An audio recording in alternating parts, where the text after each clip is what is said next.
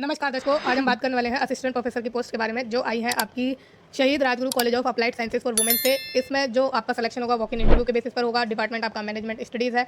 जो आपकी वैकेंसी है, एक है ओबीसी के लिए, दो है अनरिजर्व के लिए। 6 मई को आपका वॉक इन इंटरव्यू है। 11:30 बजे तक आपको पहुंचना नहीं है, ठीक है। 11:30 बजे आपका इंटरव्यू शुरू हो जाएगा, तो आपको 11 बजे तक पहुंचना है। उससे पहले पहले पहुंच जाना है, आधा घंटा पहले ही पहुंचना। अब इसमें इंस्ट्रक्शंस की बात करें तो आपको ले जाना है अपना resume together with all certificate and testimonials. आपको सारे सर्टिफिकेट टेस्टिमोनियल जो भी आपकी एलिजिबिलिटी है उससे रिलेटेड जो भी आपके सर्टिफिकेट हैं वो आपको लेके जाने हैं, ओरिजिनल और कॉपी दोनों, ठीक है। बात करें आगे तो इसमें जो है जो आपकी क्वालिफिकेशन है वो अभी हम डिस्कस करने वाले हैं थोड़ी देर में।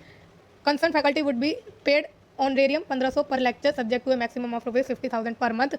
तो आपको जो इसमें सैलरी मिलेगी 50,000 रुपये पर मंथ तक मिलेगी। 1500 रुपये पर लेक्चर के हिसाब से आपको इसमें पैसे दिए जाएंगे। The college university teacher are permitted to take class as their faculty in another institute या college subject to the condition that such allocation of additional classes to the concern faculty is over and above the prescribe workload as notified by notification. तो आप क्या है इसमें दूसरा काम भी इसमें कर सकते हैं इसके साथ साथ, ठीक है। तो अगर आप यहाँ पर सेलेक्ट होते हैं और दूसरे कॉलेज में भी सेलेक्ट हो जाते हैं तो दोनों तरफ आप काम कर सकते हैं, बशर्ते दूसरा कॉलेज भी इसी कंडीशन के साथ आपको अपॉइंटमेंट दे रहा हो, ठीक है। फिर जो भी एम्प्लॉयड है उनको नो ऑब्जेक्शन सर्टिफिकेट लेके आना है। बात करें आगे, the said faculty shall be permitted to take up to 4 credit तो ऐसे जनरल आपकी वो है। Retired teacher may also considered for appointment as guest faculty subject to a maximum age limit of 70 years. तो 70 साल के जो रिटायर्ड टीचर्स हैं मतलब 70 साल से कम वाले वो भी इसमें जो है जा सकते हैं इंटरव्यू के लिए। आपको जो है चीज़ें बता दी मैंने सारी, ठीक है। और टीएडी आपको कोई दिया नहीं जाएगा इंटरव्यू के लिए। अब चलते हैं इसकी एजुकेशन क्वालिफिकेशन पर। तो ये है आपकी असिस्टेंट प्रोफेसर की qualification for the post of assistant professor in Delhi university colleges, ठीक है। अब जो भी आर्ट्स के डिसिप्लिन है, कॉमर्स के, ह्यूमैनिटीज़ के, लॉ का, सोशल साइंस का डिसिप्लिन है, साइंसेस के डिसिप्लिन है, लैंग्वेजेस के है, library science, journalism and mass communication and physical education. तो जो भी ये आपके क्या है डिसिप्लिन हैं इनके लिए सेम ही आपकी असिस्टेंट प्रोफेसर के लिए क्वालिफिकेशन रहने वाली है। तो आपके पास ए या बी में से एक एलिजिबिलिटी होना नेसेसरी है। ए की बात करें तो ए में आपके पास मास्टर डिग्री हो आपकी, और वो 55% मार्क्स के साथ होनी चाहिए आपके कंसर्न सब्जेक्ट में, रेलेवेंट सब्जेक्ट में, अलाइड सब्जेक्ट में, ठीक है। और वो होनी चाहिए इंडियन यूनिवर्सिटी से या कोई इक्वलेंट डिग्री अगर आपके पास है तो वो एक्रेडिटेड फॉरेन यूनिवर्सिटी से होनी चाहिए, ठीक है।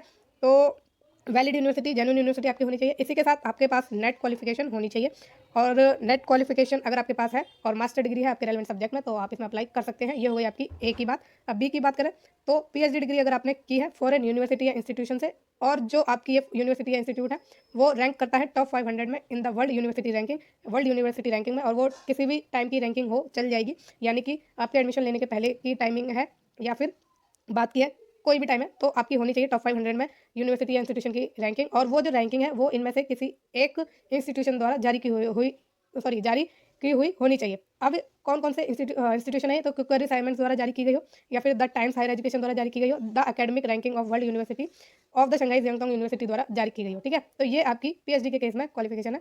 तो ओनली पीएचडी या फिर मास्टर डिग्री विद नेट, ये चीज़ आपकी हो गई, ठीक। तो एजुकेशन क्वालिफिकेशन के बाद इसमें एक पॉइंट आप देख लीजिए, एससी एसटी ओबीसी कैंडिडेट और पीडब्ल्यूडी जो कैंडिडेट है उनको अपना सर्टिफिकेट लेके जाना है, सेल्फ अटेस्टेड लेके जाना। फिर the OBC candidate who belong to the non creamy layer and whose caste appears in the central list of the OBC only shall be eligible to considered for the appointment under the OBC category.